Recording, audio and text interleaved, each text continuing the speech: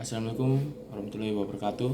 Perkenalkan, nama saya Oliver Dondan dengan NIM A171181044. Berikut ini saya akan menjelaskan video pembelajaran tugas praktikum anatomi dan fisiologi manusia dengan judul Sistem Saraf Involunter yang diampu oleh Bapak dosen Mustamin Balumbi, SPD MSc. Langsung saja kita mulai penjelasannya.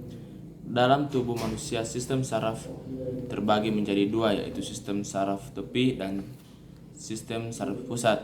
Pada video kali ini kita akan membahas sistem saraf tepi, khususnya bagian sistem saraf otonom. Pada sistem saraf otonom terbagi lagi menjadi dua, yaitu sistem saraf parasimpatis dan sistem saraf simpatis. Pertama-tama, sistem saraf parasimpatif. Sistem saraf parasimpatif berfungsi untuk memastikan tubuh menggunakan seminimal mungkin energi tubuh. Adapun jarak saraf kranialis parasimpatif, yaitu sistem saraf yang pertama adalah sistem saraf okulomotoris. 3. Neuron preganglion bermula dari mesencephalon dan menuju ke ganglion ciliaris, dan neuron praganglion dan menginervasi otot polos pada pupil yang menyebabkan kontraksi otot sphincter pelupila dan merangsang otot ciliaris untuk proses akomodasi. Yang kedua adalah saraf facialis. 7. Neuron preganglion bermula dari pons atau neuron saphenous superior menuju ke ganglion pterygopalatin dan ganglion submandibularis yang merangsang kelenjar nasal, lakrimal dan submandibularis dan sublingualis. Yang ketiga adalah saraf glossopharyngeal.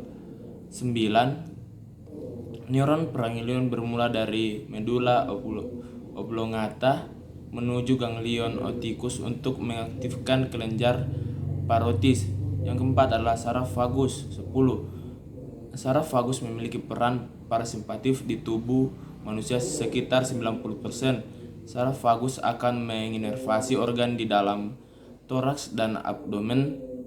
Neuron preganglionnya berasal dari medula oblongata dan membentuk plexus terlebih dahulu sebelum menuju ganglion. Yang kelima adalah saraf sakral.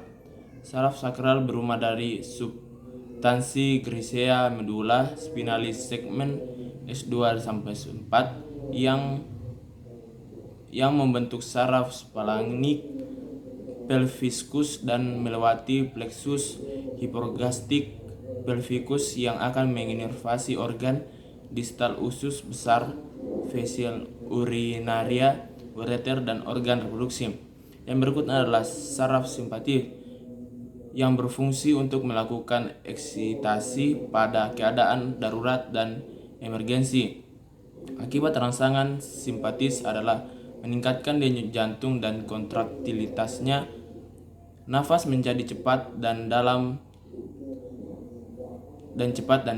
tangan menjadi dingin dan berkeringat, serta pupil menjadi dilatasi. Adapun jarak simpatis adalah sebagai berikut. Yang pertama adalah jarak ke kepala.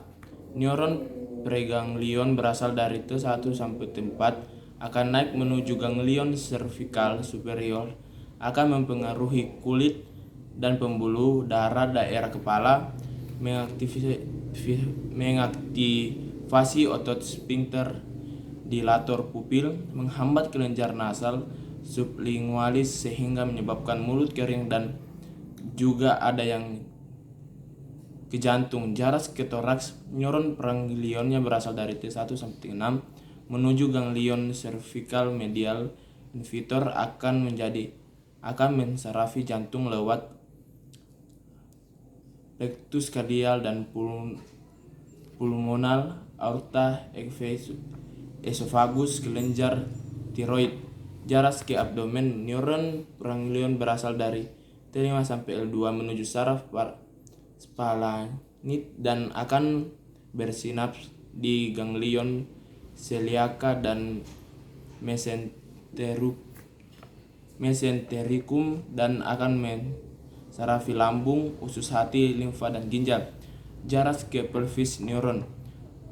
Preganglionnya berasal dari T10 sampai L2 menuju ganglion truncus mesenterica dan hypogastrica inferior dan mensarafi usus besar, vesikel urinaria, organ reproduksi. Jarak ke medula adrena sebagai saraf yang splenic melewati ganglion celiaca dan bersinaps di medula adrenal yang disebut dengan mediate sympathetic ganglion. Hal ini disebabkan karena medula adrenal dianggap sebagai post ganglion. Selanjutnya